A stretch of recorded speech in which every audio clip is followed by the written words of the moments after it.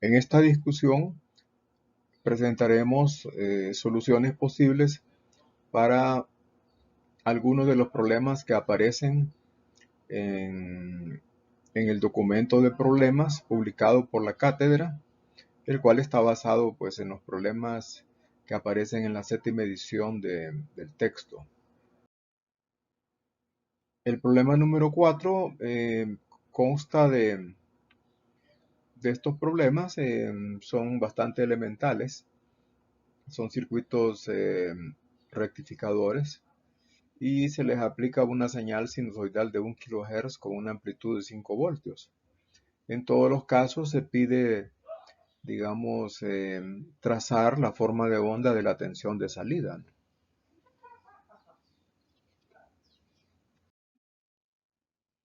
El problema 4A es, bueno, es el rectificador de media onda clásico, ¿no? Hay que recordar que para los diodos se considera el modelo ideal, de manera que el circuito, cuando la entrada es positiva, tal como se muestra en esta figura, en este circuito el diodo se comporta como un interruptor cerrado y la tensión de salida es igual a la tensión de entrada. En cambio, cuando la entrada es negativa, el diodo se comporta como un interruptor abierto y la tensión de salida es 0 voltios. En este slide se muestran las formas de onda de la entrada.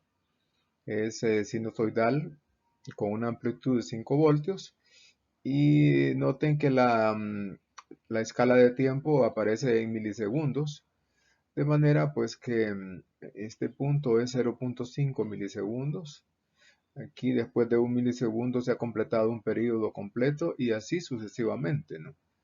De manera que la tensión de salida, que se muestra en la parte inferior, eh, cuando la entrada es positiva, la salida es igual a la entrada.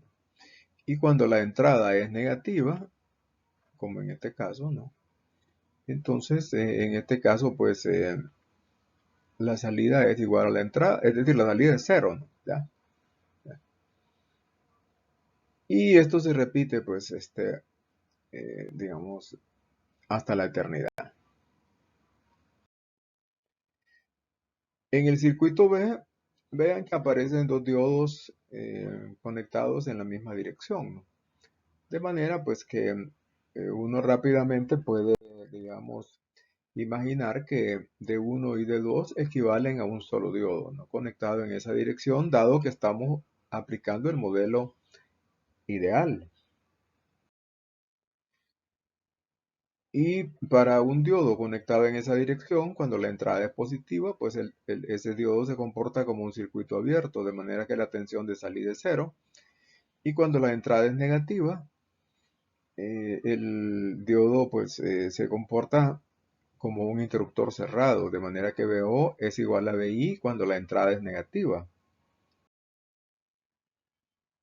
En este slide se muestran las formas de onda de la tensión de entrada, siempre digamos con una amplitud de 5 voltios y con una escala de tiempo, digamos en milisegundos, 0.5 milisegundos, marca el final del semiciclo positivo y 1 milisegundo, digamos, marca el tiempo en el que se completa un periodo, puesto que la señal es de 1 kHz. La tensión de salida, dijimos que cuando la entrada es positiva, la salida es cero, y cuando la entrada es negativa, la salida es igual a la entrada.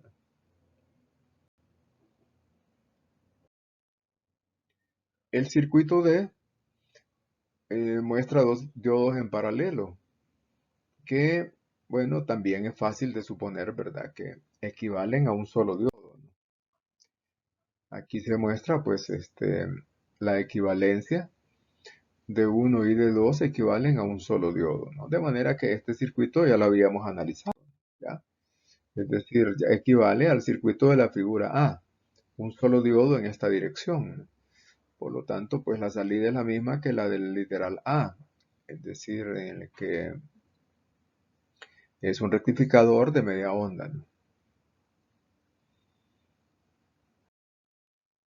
El circuito de la figura E Vean, tiene dos diodos en paralelo, pero conectados en direcciones opuestas. De manera que cuando la entrada es positiva, el diodo de 1 conduce y el diodo de 2 es un circuito abierto, ¿no? Mientras que cuando la entrada es negativa, el diodo de 2 conduce y de 1 es un circuito abierto, ¿no? Eh, por lo tanto, la salida es igual, siempre es igual a la entrada, ¿ya? Entonces esta me da es una compuerta de transmisión que siempre deja pasar la señal, dado que tenemos diodos ideales. En cambio, este otro circuito, que es el de la figura C, bueno, no aparece en orden, ¿verdad? Vean que los diodos están en serie, pero están, digamos, en oposición. En inglés a esto se le llama back to back, ¿ya? Entonces, bueno, se parece al título de una canción, pero no es eso.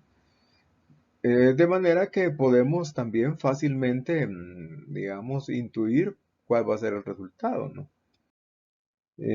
Cuando la entrada es positiva, el diodo de 1 se opone a la circulación de corriente, por lo tanto el circuito, es decir, el conjunto de los dos diodos se comporta como un circuito abierto, como un interruptor abierto. Cuando la entrada es negativa, D2 se opone a la circulación de corriente, de manera que el conjunto de los dos diodos se comporta como un interruptor abierto. Por lo tanto, en este circuito, la salida siempre es cero para diodos ideales.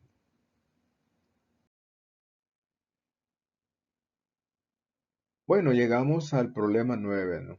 Y aquí se nos indica encontrar las tensiones y las corrientes indicadas, es decir, la corriente en D1 y la tensión en este nodo, tanto para el circuito A como para el circuito B. Pero la diferencia entre los dos circuitos es que los valores de las resistencias son intercambiados, ¿no? En el circuito A, vean, aquí arriba hay 12K y aquí hay 6K. Y en el circuito B, la resistencia de 6K se encuentra arriba y la de 12K abajo, ¿no? Vamos a considerar la solución de uno de los dos circuitos porque pues, los dos son parecidos, ¿no? En el circuito de la figura A, aquí digamos redibujado para mayor claridad, bueno, esa es la intención.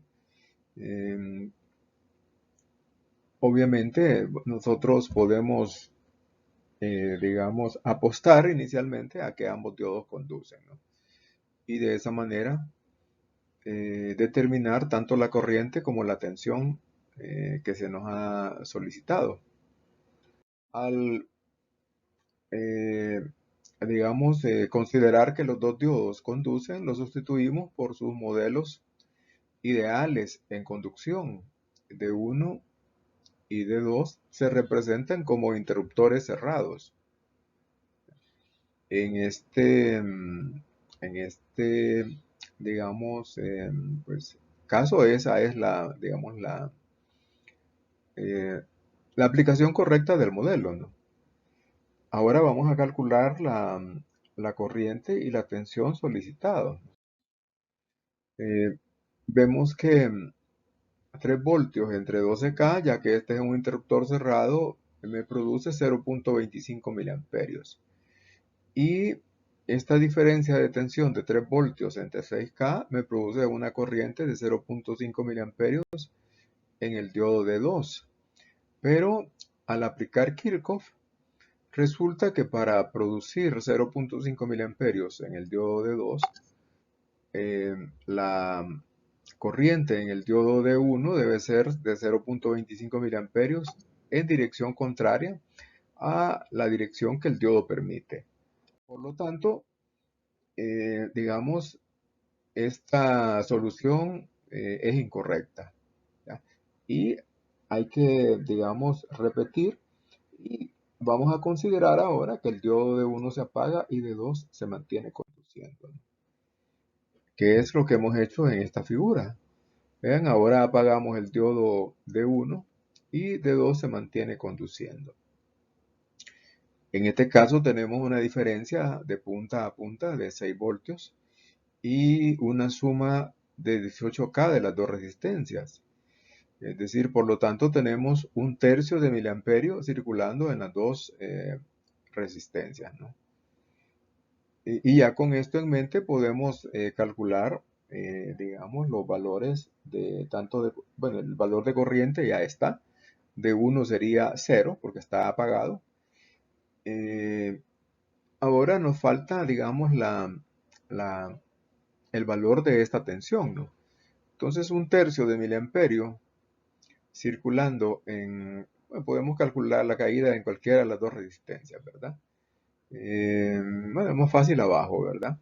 Vean, un tercio por 6K me produce una caída de 2 voltios, ¿verdad? Por lo tanto, esta tensión es de menos 1 voltio. Aquí está la solución, aquí la escribimos, ¿verdad? También escribimos la caída en la otra resistencia, una caída de 4 voltios, ¿verdad?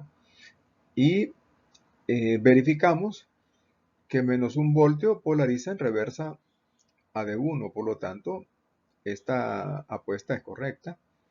Y digamos, la corriente, por lo tanto, es 0 en D1 y la tensión solicitada es de menos 1 voltio, ¿no?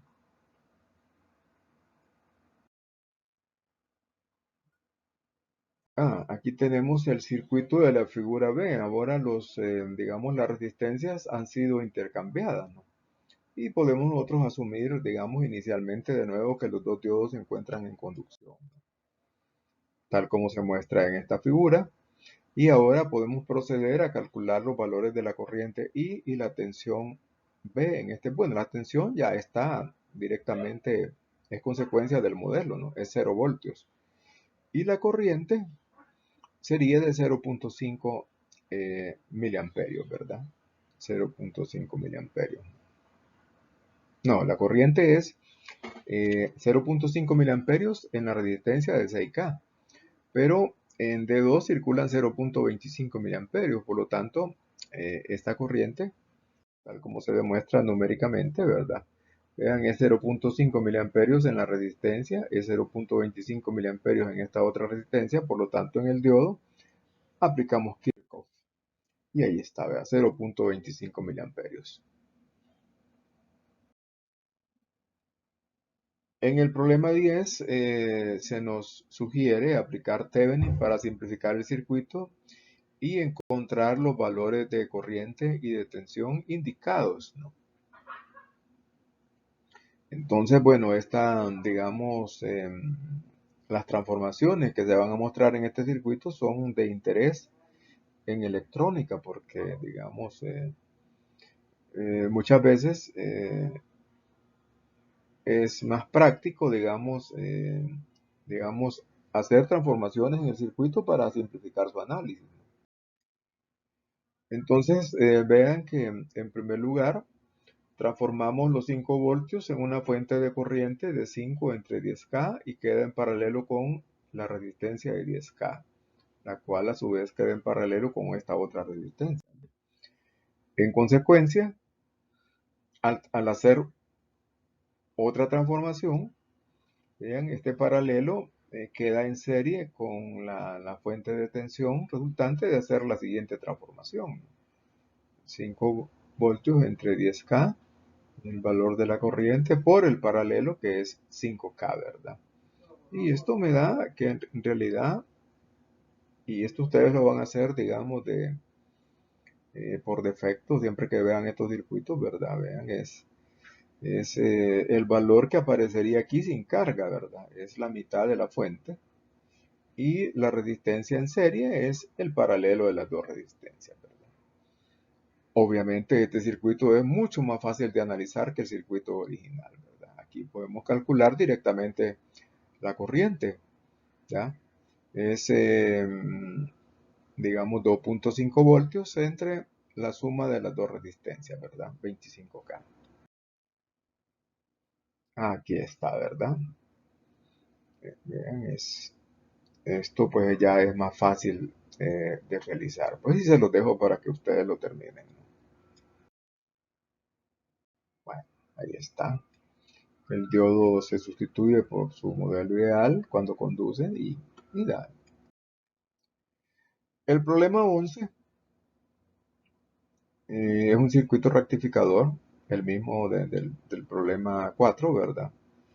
Y se nos dice que la entrada tiene un valor de 120 voltios RMS y el diodo es ideal. Se nos pide seleccionar un valor de resistencia adecuado, de manera que la corriente del diodo no exceda 40 miliamperios, ¿verdad? Y se nos pregunta cuál es la tensión de reversa mayor que aparecerá en extremos del diodo. Si definimos la caída del diodo más menos en esta dirección. Entonces, aquí, digamos, escribimos pues la ecuación para la corriente, ¿ya? La corriente tiene un valor pico, es el valor pico de la fuente de tensión entre R, seno de omega t, y el valor pico es Bm entre R, es decir, 120 por raíz de 2, que es 169.7, entre R, ¿no? De manera que podemos despejar el valor de resistencia para que la corriente se mantenga en el límite de 40 miliamperios. Y esto nos produce 4.24 kiloohms. Ese es el valor adecuado de la resistencia para no sobrepasar los 40 miliamperios. Además, podemos ver, digamos, aquí ya se muestran las formas de onda. Esta es la tensión de entrada, ¿no? Vean la amplitud es de 120 por raíz de 2. La tensión de salida tiene la misma, digamos, amplitud de la entrada, pero solo durante los semiciclos positivos, ¿verdad? ¿Ya? Aquí lo indicamos. Estos dibujos pues están, digamos, aproximadamente a escala, ¿verdad? Y la caída en el diodo, vean, es la entrada menos la salida, ¿verdad? Y entonces, vean, el diodo, cuando la salida es cero, pues en extremos del diodo aparece toda la tensión de entrada, son las excursiones negativas, ¿no? Entonces el valor máximo de reversa es menos 120 por raíz de 2. El diodo debería ser capaz de soportar pues esa, esa tensión máxima en reversa. En el problema 12 se nos muestra este circuito, el cual pues tiene una diferencia en relación al circuito rectificador original. Y es que se incluye una resistencia de fuente RS con un valor igual al de la resistencia de carga. Por lo tanto, las condiciones de conducción para el diodo siguen siendo las mismas.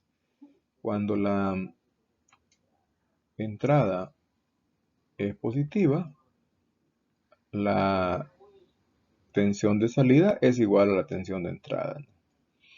Y cuando la entrada es negativa, la salida es cero, ¿no? Y así se repite esto hasta el infinito, ¿no? Pero debido al efecto de divisor de tensión provocado por la inclusión de RS,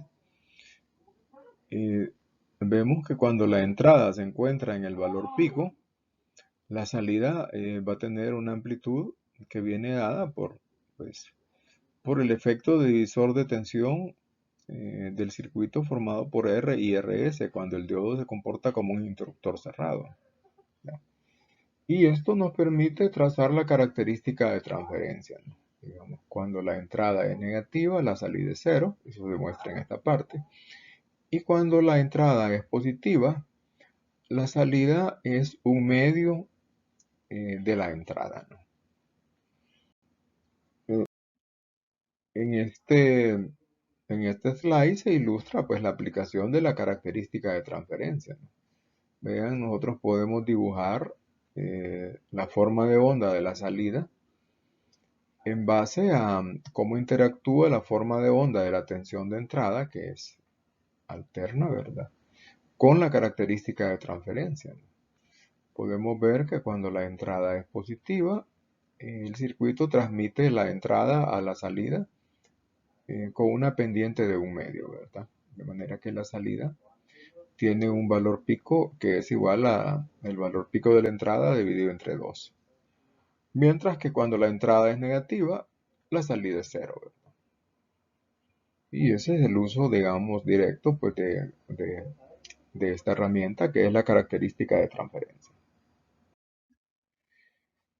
En el problema 13, digamos, el circuito pues sigue siendo el de un rectificador de media onda, pero en este caso se nos indica que el valor de la resistencia es de 100 ohmios, ¿verdad?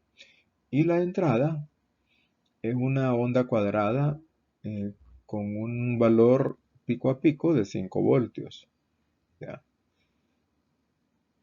Se nos pide en primer lugar trazar la forma de onda de la tensión de salida, calcular la tensión de salida promedio, es decir, el valor de C de la tensión de salida, la corriente pico del diodo y la corriente promedio del diodo. En primer lugar, establecemos en el circuito la dirección de la corriente mientras el diodo conduce. El diodo conduce cuando la entrada es positiva, ¿no? De manera que, digamos, cuando la entrada es positiva, la tensión de salida es igual a la tensión de entrada, ¿ya? Además, en la salida se nos pide, digamos, calcular el valor promedio. El valor promedio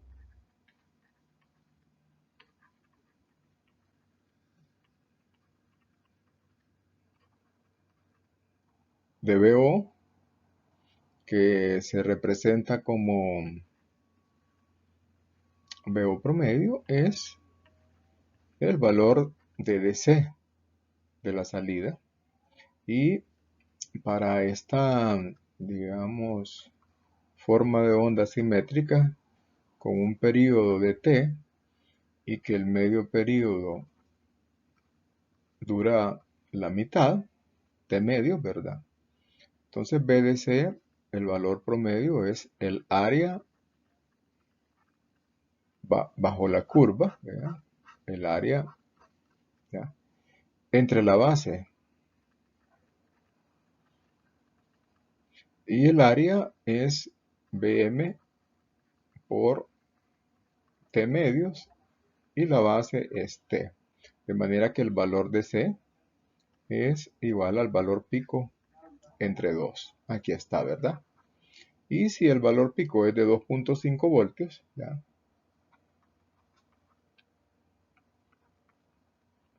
ya que hemos establecido que la forma de onda es simétrica, tanto en amplitud como en duración, entonces el valor promedio de la tensión de salida es igual a la mitad del valor pico, es decir, 1.25 voltios. Ahora, digamos, en el gráfico que aparece en la parte superior, ilustramos dónde se encuentra el valor promedio, ¿no? El valor promedio es 1.25 voltios, ¿no? Para la corriente, bueno, además, la caída de tensión en el diodo, ¿verdad? Igual que en cualquier circuito rectificador de media onda, es igual a la entrada menos la salida. De manera que, digamos, aquí se muestra la forma de onda de la salida, perdón, de la caída en el diodo, de manera que el valor máximo de reversa es igual a el valor pico negativo de la entrada, ¿verdad? Menos Bm, ¿ya? Que en este caso es una tensión muy pequeña de menos 2.5 voltios. Eso pues no es nada para la mayoría de diodos disponibles comercialmente, ¿no? Ahora, eh, la corriente mientras el diodo conduce es igual al valor de la tensión de entrada entre R, ¿no? Y el valor pico de la corriente en el diodo va a ser igual al valor pico de la tensión de entrada entre la resistencia. y esto nos da un valor de 25 miliamperios para la corriente pico, ¿no? Y ocupando un procedimiento similar al que usamos con la tensión de salida para calcular el valor promedio, entonces el valor promedio de la corriente es igual al valor pico entre 2, es decir, 12.5 miliamperios, ¿verdad? Digamos que el objetivo de este problema es presentar precisamente este concepto de valor promedio, ¿no? Y su relación con el valor pico para formas de onda simétricas.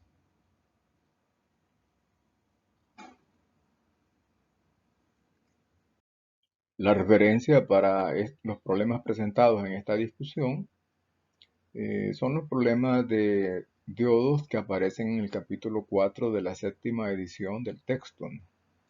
Pero para su conveniencia, pues estos problemas han sido publicados en un PDF, el cual se puede descargar desde el sitio de la asignatura en campus, ¿no? Entonces, bueno, eh, siempre es recomendable leer el texto, ¿verdad? Digamos, ya que este se puede encontrar en internet, pero pues también está nuestro texto en construcción, que ahí ustedes pueden ver los problemas. Muy bien, es todo por esta discusión.